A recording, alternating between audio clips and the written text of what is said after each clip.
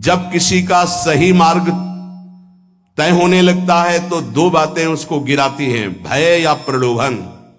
जो भय से भी नहीं लड़खड़ाता, प्रलोभन से भी नहीं रुकता, उसमें 33 भागवतिक सद्गुण प्रकाशित हो जाते हैं।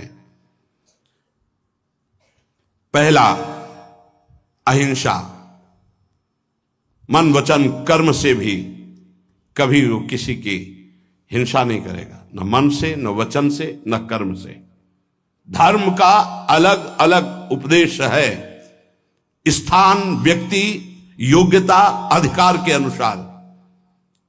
अहिंसा हमारे लिए है, हम निवृत्ति मार्ग के हैं। आप एक वीर योद्धा हैं राष्ट्र रक्षा के लिए, तो आपके लिए कठोरता चाहिए हृदय में। यदि आप दयालुता धारण करेंगे तो हमारा राष्ट्र संकट में पड़ जाएगा। आपके लिए माला चलाना नहीं, आपके लिए गोली चलाना भजन है। आप अपने धर्म से युक्त रहिए। अर्जुन जी कह रहे मैं सन्यास लेकर भिक्षा मांगकर खा लूंगा, युद्ध नहीं करूंगा। भगवान कह रहे गलत, पर धर्मो भयावहा, स्वधर्म का पालन कर, इस समय नहीं भय को प्राप्त हो जाएगा। ये परमार्थ के पथ पर जो भगवत प्राप्ति के मार्ग में चला है, जिसको भगवान ने ये मार्ग दिया है, उसके लिए पहला सद्गुण अहिंसा। मन से, वचन से, कर्म से किसी की हिंसा नहीं करना। हिंसा और अहिंसा का निर्णय स्थान, अवसर, धर्म की स्थिति के अनुसार दिया जाता है, ना कि सार्वभौम। सार्वभौम अहिंसा का सिद्धांत नहीं चलेगा। हमारे धर्म का नाश करने आ रहा, हम अहिंसा व्रत लेकर बैठे, हमारी मर्यादा, हमारे राष्ट्र, हमारे धर्म का नाश करने जा रहा है, तो इस समय हिंसा ही अहिंसा से बढ़कर के भी है। ये समझना होगा। इसलिए बहुत विवेक परमार्थ में चाहिए। जो निवृत्ति परक साधक हैं, उनके हृदय में अहिंसा धर्म का प्रादुर्भाव होता है, और अहिंसा धर्म भी अपना रूप अलग धारण करता है। जैसे वेन राजा ने भगवान के विरुद्ध आचरणों की स्थापना करनी चाहिए, तो संतों ने जो अहिंसा व्रत के परम पुजारी, उन्होंने उसकी हिंसा कर दी, क्योंकि उस समय हिंसा ही सबसे बड़ा धर्म है। और उसके शरीर से फिर मत कर भगवान पृथु को प्रकट किया।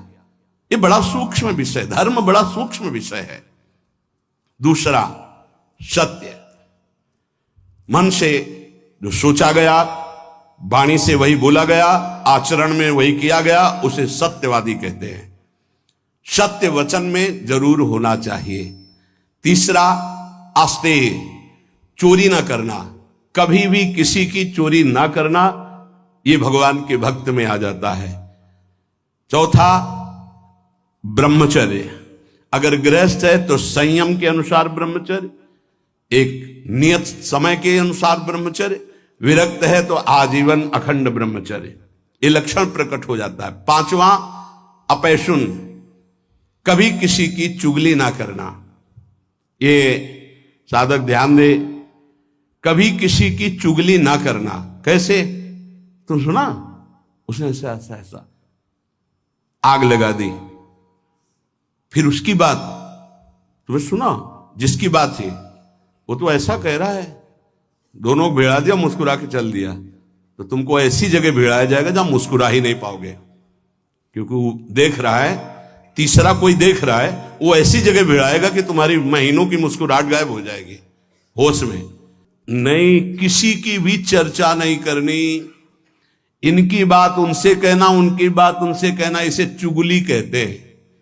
शास्त्रीय भाषा में अपैशुन नहीं करना, ये हृदय को मलिन कर देता है। किसी की वार्ता नहीं। कभी श्री जी की वार्ता चार खड़े होके करो, बोधनता परस्परम, लाडली जी का ऐसा स्वभाव, ऐसे सुंदर, ऐसे, तो छाती ठंडी हो जाए। कभी श्री जी की चर्चा नहीं सुनते। आपस में जब दो मिलेंगे तो चर्चा होगी, तो प्रपंच की होगी। वो साधक नहीं, प्रपंची कहा जाता है। अरे जैसी हरिवंश प्रपंच बंच सब ये काल ब्याल को खायो, यह जिए जान श्याम श्यामा पद कमल संग सिरनायो। छठवां है लज्जा। लज्जा कहते पाप कर्म करने में बहुत संकुचित हो जाना, नहीं, मन से ही घृणा हो जाए, नहीं नहीं नहीं, हमें नहीं चाहिए। हम प्रभु के मार्ग के पथिक हैं, सातवां अमानिता, ये लक्षण उदय होते हैं। मान की बिल्कुल चाह न रह जाना, और ये बहुत खतरनाक है, बहुत खतरनाक। सबसे पहला लक्षण है ब्रह्मबोध महापुरुष का मान रहित होना। निर्मान अमोहा जित संग दोषा। मान, सभी मान प्रद आप अमानी, मान कभी स्वीकार नहीं करना चाहिए। महापुरुषों को देखो, आज भी गुरुदेव भगवान आरती करके सबको पंचांग प्रणाम करते हैं, सबको पंचांग प्रणाम करते हैं। अपने लोग गुरु जी आचार्य चरण सर्वान वस्तुतया निरीक्ष परम स्वाराध्य बुद्धिर मम क्वाहम तुच्छा परम अधमा। आचार्य चरण क्या कह रहे? क्वाहम तुच्छा परम अधमा। सबको प्रणाम कर रहे हैं, गुरुदेव सबको प्रणाम कर रहे हैं, तो हमको शिक्षा लेनी चाहिए। अमानी ना मान देना, सब ही मान प्रद आप अमानी। ये अमानिता, ये सातवां लक्षण उपासक के अंदर जागृत होता है। आठवां पवित्रता, शरीर पवित्र, वस्त्र पवित्र, चिंतन पवित्र, व्यवहार पवित्र। छल कपट से व्यवहार दूषित हो जाता है। अरे बहुत बहुत, अगर आप भगवत मार्ग में, तो कभी ऐसा मत करना, क्योंकि जिससे कर रहे हो और आप उसके बीच में ईश्वर विराजमान है, उसी की आराधना के मार्ग में तो चले हो। पवित्रता, शरीर पवित्र हो और वस्त्र पवित्र हो। ये आपका लोक शंका, मल त्याग आदि बहुत सावधानी से पवित्रता का निर्वाह करोगे तो शरीर राग का नाश हो जाएगा। ध्यान रखना, जितना पवित्र हो कोई, उतने शरीर राग का नाश होगा। ये उल्टा लक्षण है। शरीर को पवित्र रखना, शरीर राग का नाश। शरीर को अपवित्र रखना, अत्यंत ममता आसक्ति शरीर से हो जाएगी। देखो, इसीलिए अत्यंत ममता आसक्ति शरीर से है। नवा, संतोष। जैसी परिस्थिति प्रभु ने दी उसमें राजी रहना। जोई जोई प्यारो करे सोई मोहि भावे। कोई चाह न रखना, ये संतोष धन है। इसी से सारी कामनाएं नष्ट हो जाती हैं। बिन संतोष न काम न साही, और अछत काम सुख सपन्यों नाही। बिना संतोष के कामनाओं का नाश नहीं होता। तो उपासक के हृदय में संतोष आ जाता है, जैसा प्रभु ने दिया। आज सब्जी भी नहीं है, प्रभु की बड़ी कृपा है, रोटी अकेले पा ली। आज रोटी भी नहीं है, जल से काम चला लिया। किसी संत से किसी ने पूछा कि प्रसाद पाया, तो उन्होंने कहा नहीं, माधुकरी नहीं मिली। फिर क्या पाया? बोले पा लिया है। क्या पाया? बोले भूख को पा लिया है। आज प्रभु की इच्छा है से भूख को पा लिया है। संतोष, काहू सो कछु न चाहोगो, संतोष। दसवां तितिक्षा, महान सहनशील। दूसरे के कटु वचन, शरीर की पीड़ा, ऋतुओं का प्रभाव, अंदर की जलन, संतुष्टायन के नवा। तितिक्षा, ये महान लक्षण है भगवत प्राप्ति के मार्ग के पथिक का। जरा सी बात में विक्षिप्त हो जाना, चिड़चिड़ा स्वभाव कर लेना, नाना प्रकार की असत वृत्तियों में दौड़ जाना, ये साधक का स्वभाव नहीं होता। बड़े से बड़े कष्ट को हंसकर सहना, बड़े से बड़ी विपरीत परिस्थिति को मुस्कुरा के सहना, ये भगवान के पार्षद का लक्षण होता है। आप भगवान के पार्षद हैं, भगवत मार्ग के पथिक, चाहे गृहस्थी हो चाहे विरक्ति। 11वां निष्कपटता। संत सरल चित जगत हित जान स्वभाव सने। संतों का स्वभाव, उनका सने, उनके चित्त की स्थिति सरल होती है, कपट नहीं। निष्कपटता उनके हृदय में जागृत हो जाती है। 12वां संत संग में अत्यंत गाढ़ प्रेम आसक्ति, ये पैदा हो जाए भगवत कृपा पात्र के अंदर। 12वां संत संग, सत्संग, भागम भाग मच जाएगा। कैसे मैं सत्संग में आगे बैठूं जिससे मैं वक्ता के मुखारविंद पर चातक की तरह दृष्टि रख करके उनके वाक्यों का पान स्वाति की बूंद की तरह करूं। सच्चे श्रोता का लक्षण, मैं भाग कर जाऊं और उनको देखता रहूं और उनके वाक्य जो निकल रहे हैं उनका पान करूं श्रवणेन्द्रिय के द्वारा। 13वां संत सेवा की भूख। ये प्रकट हो जाती पक्का। मैं साधु हूं ऐसा नहीं रहता, यही रहता है भगवान कब ऐसी कृपा करेंगे कि संत सेवा हो जाए। एक साधक कह रहे थे कि जब संत सेवा होती है, उनके दर्शन सेवा का अवसर मिलता है, तो ऐसा लगता है कि ये कभी बंद ना हो और जीवन भर मुझे साधु सेवा मिलती रहे। बहुत अच्छा लगा कि हम लोग जब उनकी सेवा में खड़े होते तो एक अलौकिक आनंद मिलता है। संत सेवा की भूख जग जाना। बड़े भावुक जन होते हैं, बड़े भावुक जन होते हैं। इससे बहुत बड़ा प्रभाव पड़ता है, बहुत बड़ा हृदय में प्रभाव पड़ता है।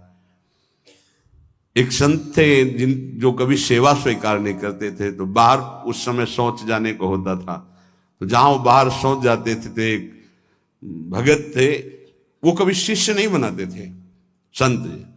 तो कैसे सेवा करें, कहीं कुटिया में सेवा को तो अवसर ही नहीं था, तो जब शौच हो जाते तो शौच को गड्ढा खोद करके ऊपर से रथ से पाट देते। तो पहले जिस एरिया में शौच जाते थे तो उनको दिखाई देती थी पड़ी, साफ साफ एकदम ऐसे। महीनों हो गया, तो एक दिन छुप करके देखा, तो वो कर नजदीक गए, कहा भाई ऐसी ये वृत्ति आप करते हो मुझे पसंद नहीं, आप क्यों करते हो?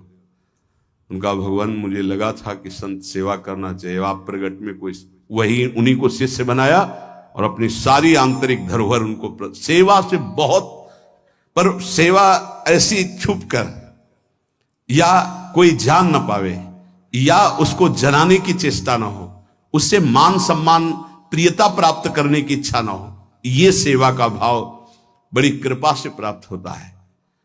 संदीपनी जी अपने गुरु जी की सेवा के प्रताप से ही जगत गुरु भगवान श्री कृष्ण के गुरु बनने का पद प्राप्त किया। सेवा में बड़ी सामर्थ्य है। स्वयं रघुनाथ जी गुरु सेवा संत सेवा के इतने इच्छुक कि विश्वामित्र जी की आज्ञा में रहे, उनके साथ साथ रहे, उनके चरण दबाए, उनके जिनकी आज्ञा का पालन समस्त वैदिक ब्रह्म ऋषि सिद्धांत पूर्वक करते हैं, वो प्रभु आज्ञा पालन कर रहे हैं। विश्वामित्र जी की हर कदम पर आज्ञा लेकर जा रहे हैं। 14वां तप कहते हैं मन में आए हुए विकारों को सह जाना, उसके अनुसार भोग क्रिया न करना, वो जो ताप होता है उसे सह जाना तप कहते हैं। अपने परमार्थ मार्ग में चलने में जो कष्ट मिलता है उसको हंस के सह जाना, उसे तप कहते हैं। जैसे किसी को भी नींद ना आती हो तो इस समय आराम से आ जाएगी घर में आराम से, लेकिन आप नींद का त्याग करके तो प्रणाम करते हैं। कहते हैं कलयुग चल रहा है, प्रणाम करते 10-10 20-20 हजार लोग मार्ग में, अगर हम वहां से 2:15 बजे निकलते हैं तो वो कै बजे से लगे होंगे, कै बजे खड़े रहे होंगे, कहां से आए होंगे, और किसी के चेहरे में कोई निराशा नहीं, नाचते हुए उत्साहित होते। मुझे तो सतयुग दिखाई दे रहा है, सब राधा राधा राधा राधा राधा। कहां उनकी नींद है, कहां उनकी सुविधाएं? छोटे छोटे गोद में बच्चे लिए धक्का खाते हुए खड़े हुए, बलियारी उनको प्रणाम है। क्या देखने के लिए खड़े हैं? क्या मिल जाता है उनको? ना एक चाय मिलती, ना एक लड्डू मिलता है, ना उनको ऐसे भी तो नहीं होता कि, और ऐसे है भी क्या? आया क्या कुछ तुम्हारे पास है? ऐसे कुछ आया क्या? कुछ नहीं, कुछ नहीं। नहीं तो हम कर तो रहे नहीं, लोग ऐसे नहीं। अगर कुछ आया हो तो बताओ, कुछ नहीं आया। राधा राधा राधा आया, बोलो या ना बोलो, राधा राधा राधा कान में आया, श्रवण में सुना, तुम्हारा मंगल हो गया। कैसे भगवान की कृपा पात्र जन हैं। अपने तो संत नहीं है, संतों की चरण धूलि के आश्रित हैं। वो केवल संत दर्शन मात्र के लिए दूर दूर से गाड़ियों से आकर के रोड में खड़े। आप सच्ची मानिए, जब दृश्य देखिए वहां पार्क उधर से जब मुड़ते हैं तो दोना पत्तल कीचड़, जहां कूड़ा है वहां वो खड़े हैं। तो उनके चरणों में मन प्रणाम करता है कि उनको ये नहीं कि मैं कीचड़ में घुसा खड़ा हूं या ये अशुद्ध दोने पत्तल उनके ऊपर खड़ा हूं, वह कहीं से भी दर्शन हो जाए मैं खड़ा हूं। प्रणाम है। तप अपने धर्म के पालन में जो कष्ट मिलता है उसको सहना। अपने धर्म के पालन में जो कष्ट है उससे, जैसे आप संयम से चल रहे तो काम वेदना जागृत हो रही, कोई आपको कटु वचन कह रहा तो क्रोध वेदना आ रही, आप अपने परिवार के मोह का पोषण नहीं कर रहे तो मोह जला रहा है, आपके पास अर्थव्यवस्था नहीं तो लोभ आपको सता रहा है, कई तरह की ऐसी वेदनाएं ताप हैं, पर साधक उधर ध्यान न देते हुए वो भगवान की तरफ बढ़ता, उसे ही तपस्वी कहते हैं, भारी तपस्या इसे कहते हैं। 15वां स्वाध्याय, अपनी वाणी जी का गायन और शास्त्र सिद्धांतों का स्वाध्याय। ये अगर आप नहीं भी करते हैं तो सुनने को मिल रहा है आप सबको, स्वाध्याय करने की रुचि बढ़ जाती है।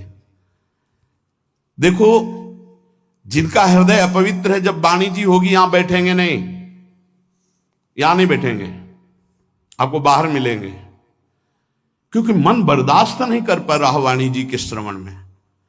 और जिनका मन निर्मल है, शांत वाणी जी में दृष्टि, उधर गायन हो रहा, कान में पड़ रही, अहो भाग्य, बैठे रहो, ये बंद करो, जो उद्दंडता है मन की बंद करो। सम दम, सम इंद्रियों को बहिर्मुख होने से बचाओ और अंतर्मुख रखो। दम मन का निग्रह करो, मन जो भोगों की तरफ जा रहा है उसे प्रभु की तरफ लगाओ, बार बार हटाकर भोगों से प्रभु की तरफ लगाना मनोनिग्रह, और इंद्रियों को विषयों से हटा करके बार बार प्रभु की तरफ लगाना इंद्रिय निग्रह। शम दम, दान विनय, ये 17वां दान। अगर आपके पास 100 रुपए हैं, किसी को बीमार देख रहे हो, कष्ट में देख रहे हो, या साधु सेवा या गौ सेवा जो हमारे धर्म के स्तंभ हैं, अगर 1 रुपए भी दे देते हो धर्म की कमाई का, तो बहुत बड़ा वो दान है। बेईमानी करके आप 1 लाख देते हो, उसका कोई महत्व नहीं है, क्योंकि वो बेईमानी करने जिसके पास जाएगा उसकी बुद्धि को भ्रष्ट करेगा। धर्म के द्वारा कमाया हुआ यदि 1 रोटी भी दे देते हो तो वो दान माना जाता है। और अगर कहीं ये मानकर दे देते हो कि आपकी वस्तु आपको समर्पित, तो सेवा बन जाती है। विनय, आपका व्यवहार विनय पूर्वक होना चाहिए। सबहिमान प्रद आप अमानी, विनय इसी में आएगा। हंस बोले बहुमान दे, तरुषम सहनशीलता होए, परम उदार कहे सब कोई, सोच न मन कबहू करे, कब जब वृत्ति भगवदाकार हो जाए तब। नहीं, पहले प्रवचन में कहा है कि नारियल जैसा स्वभाव होना चाहिए, ऊपर से जटिल और कठोर और अंदर से मृदु। अगर ऊपर से मृदु रखोगे तो घायल हो जाओगे, तुम्हारी सामर्थ्य नहीं कि माया के आक्रमण को सह पाओ। एक बार जो तुम्हारी तरफ देखे, दोबारा प्रियता भरी नजर से ना तुम देखो ना वो देखे, जब तक भगवत साक्षात्कार। इसीलिए उत्तम साधकों को देखा गया गंभीर मुद्रा, हिम्मत ही नहीं पड़ेगी कि तुम उनसे संभाषण कर लो, पक्का तुम्हारी हिम्मत नहीं पड़ेगी कि बात करो। अगर तुम्हें श्री हरिवंश भी कहना है तो एक बार सोचना पड़ेगा, वही जाकर सिद्धावस्था को प्राप्त होते। पहले ही व्यवहार में विनम्रता और हंस बोले बहुमान दे, तो तुम्हारी सामर्थ्य नहीं कि तुम व्यवहार के प्रेम को पचा पाओ। विनय। 18वां आर्जव, आर्जव कहते हैं सरलता को।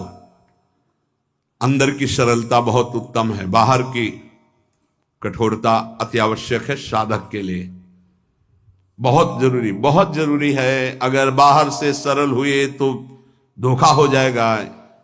ये इसीलिए शास्त्र अनुभवी जिज्ञासु तभी ले पाएगा जब अनुभवी मिलेंगे, नहीं तो शास्त्र को सरल होना चाहिए। तो कैसा सरल होना चाहिए? बहुत सावधान हृदय सरल होना चाहिए, बाहर बहुत विवेक पूर्वक। बिल्कुल कोई ऐसा सरल नहीं है कि साधक से आप संभाषण कर लें, ऐसा स्वभाव बनाना चाहिए।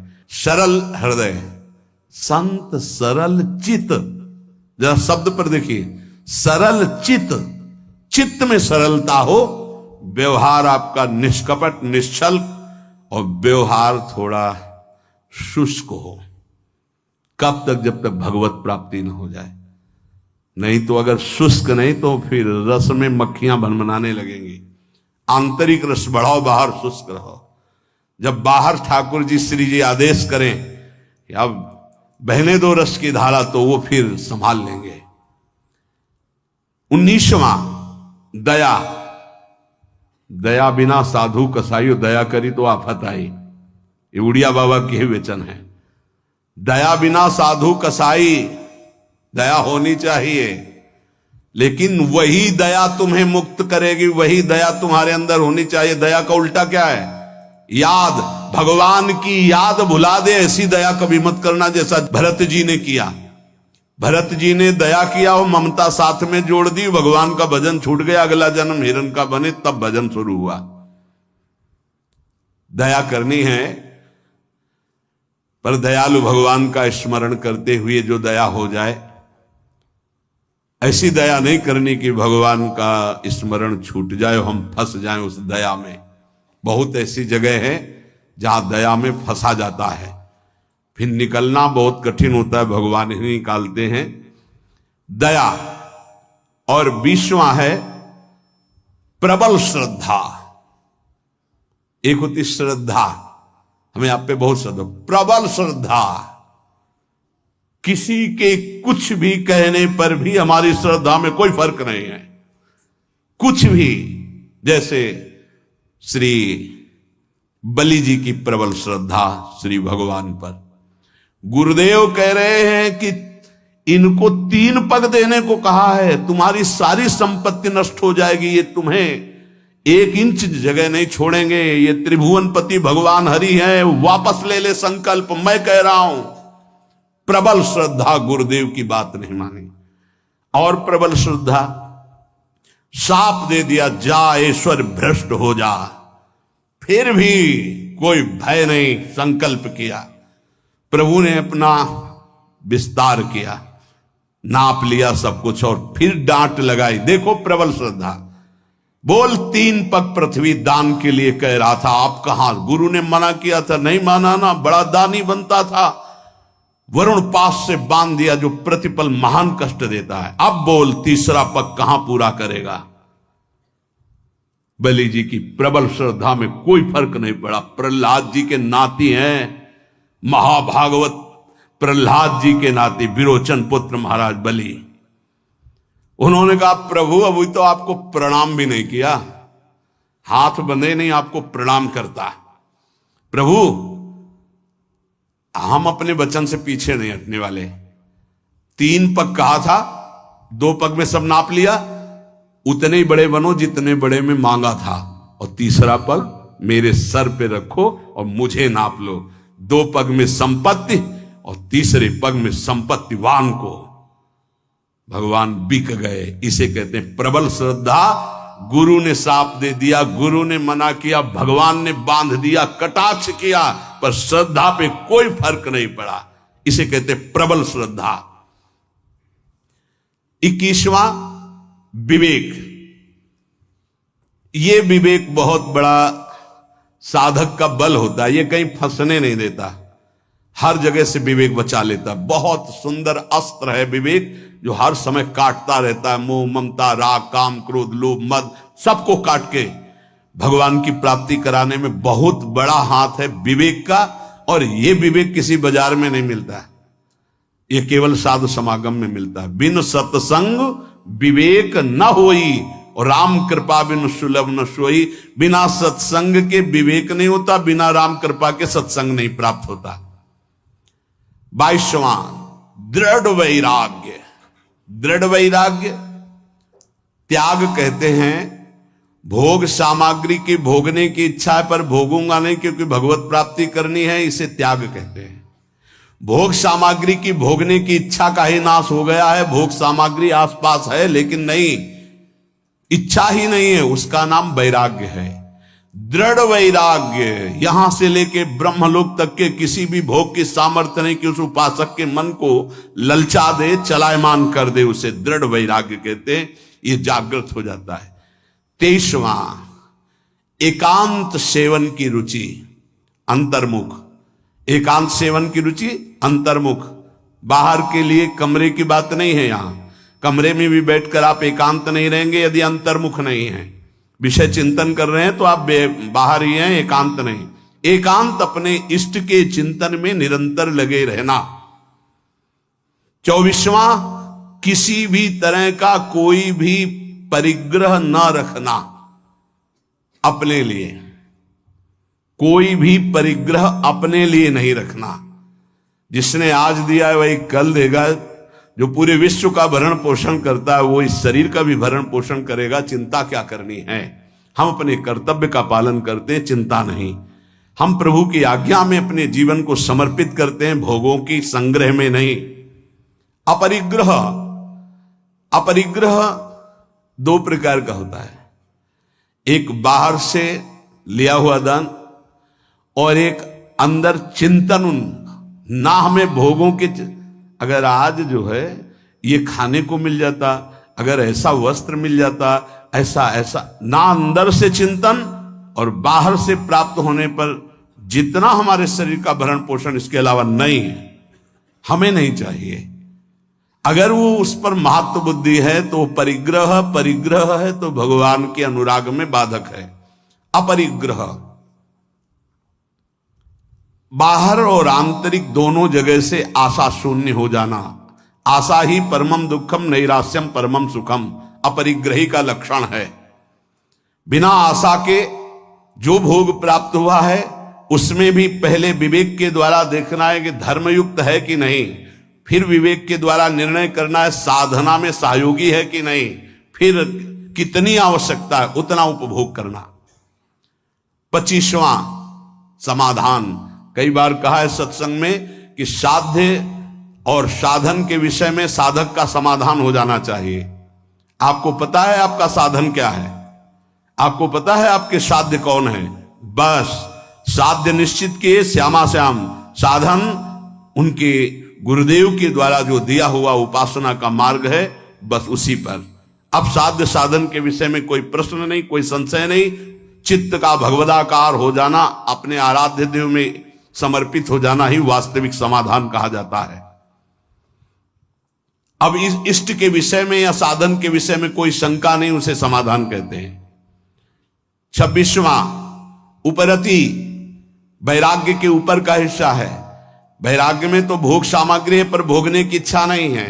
उपरति में भोग सामग्री है ऐसा बोध भी नहीं रहता, एकमात्र केवल परमात्मा बुद्धि, ये उपरति जागृत हो जाती है।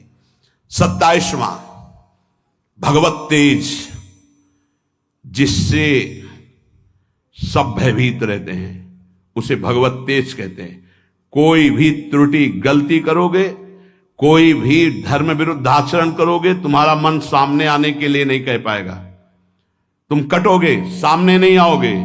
तुम्हारा अगर ज्यादा अपराध बन गया तो निंदा करने लगोगे, द्वेष करने लगोगे गुरुजनों से, क्योंकि तुम्हारे नाश का कारण बनेगा।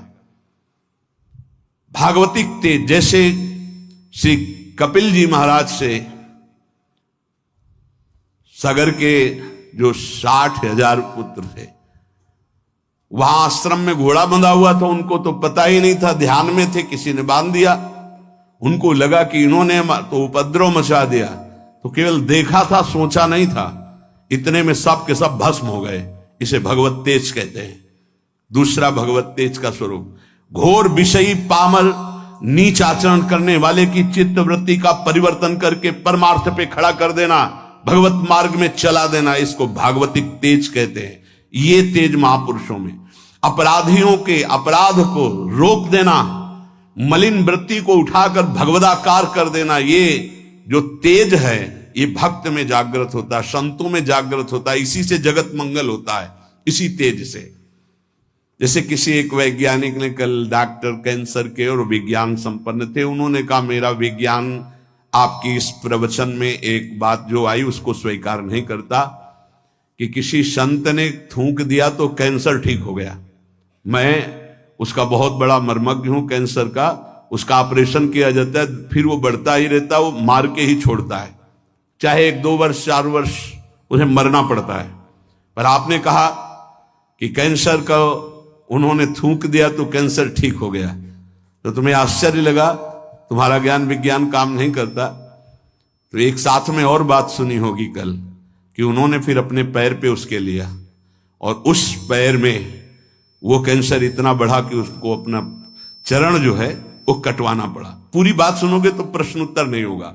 अब तुम्हारे अंदर ये सामर्थ्य नहीं कि तुम दूसरे के प्रारब्ध को ट्रांसफर कर लो अपने ऊपर, लेकिन उन महापुरुषों में सामर्थ्य है, इसे भगवत तेज कहते।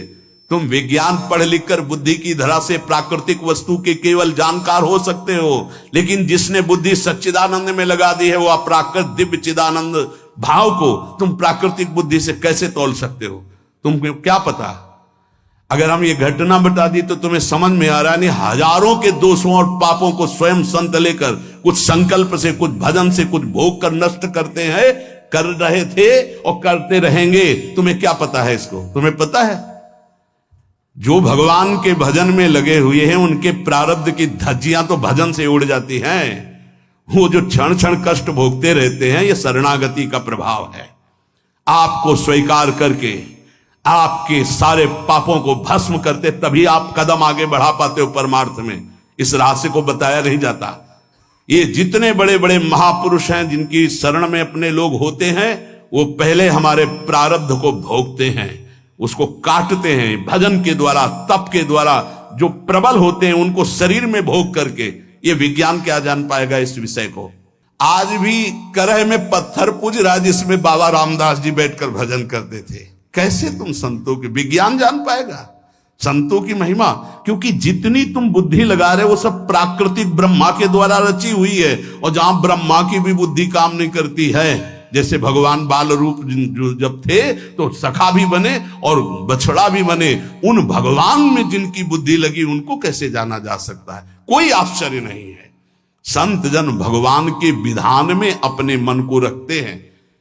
नहीं तो हम आपको सच्ची बताएं, विश्व में उनके जो हृदय की बात है तो ना कोई रोगी हो ना कोई माया में फंसे।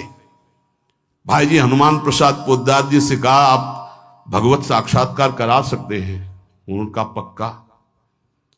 लेकिन प्रभु का ऐसा विधान नहीं। हम सच्ची कहते हैं, किसी से नहीं कहते कि भजन करो, हम सबको राधा कृष्ण के दर्शन करा देते हैं, पर मालिक का विधान नहीं है। क्योंकि मालिक जैसा खेलना चाहता है जमूरा, वैसे ही उसके साथ खेलेगा। हम उनके दास हैं। प्रहलाद जी ने स्पष्ट देख लो, नरसिंह भगवान से कहा मुझे आपकी कृपा है पर्याप्त, तो मुझे नहीं चाहिए अब कोई वरदान।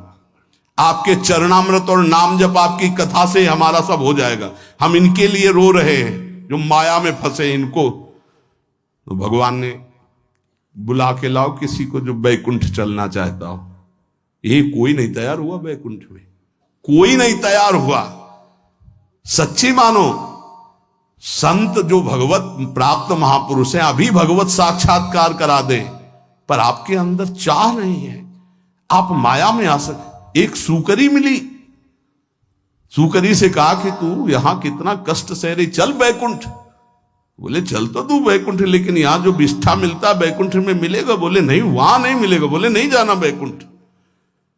हमारी आसक्ति विष्ठा तुल्य भोगों में इतनी हो चुकी कि हम बैकुंठ को भी तिरस्कृत कर रहे हैं। कर रहे हैं, देख लो। ये जीवन भगवान की प्राप्ति के लिए मिला है। संतों की सामर्थ्य में संशय नहीं है, हम उनके सामर्थ्य का सदुपयोग करना नहीं जानते।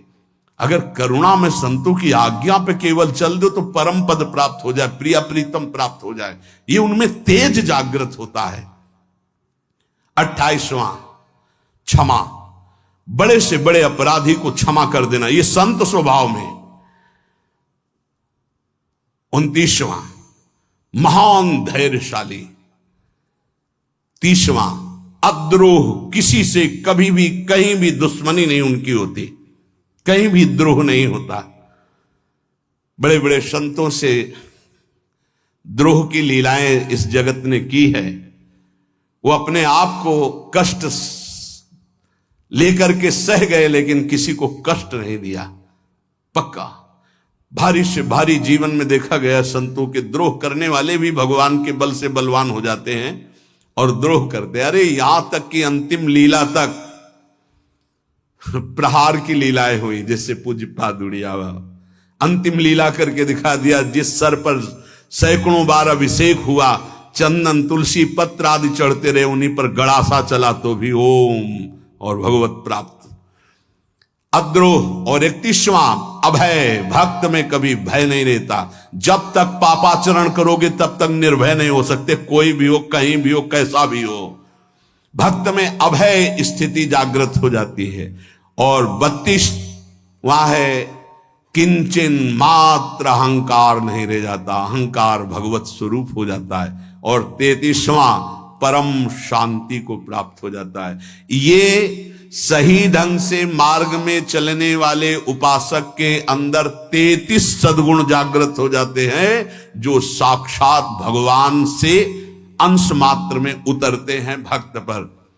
अहिंसा, सत्य, अस्तेय, ब्रह्मचर्य, अपैशुन, लज्जा, अमानिता, शौच, संतोष, तितिक्षा, निष्कपटता, सत्संग, साधु प्रेम, साधु सेवा और तपस्या, स्वाध्याय, सम, दम, विनय, आर्जव, दया, श्रद्धा, विवेक, वैराग्य, एकांत सेवन, अपरिग्रह, समाधान, उपरति, तेज, क्षमा, धैर्य, अद्रोह, अभय, निरहंकारता और शांति, ये सद्गुण जो भगवान में विराजते हैं वो अंश रूप से भक्त में आ जाते हैं।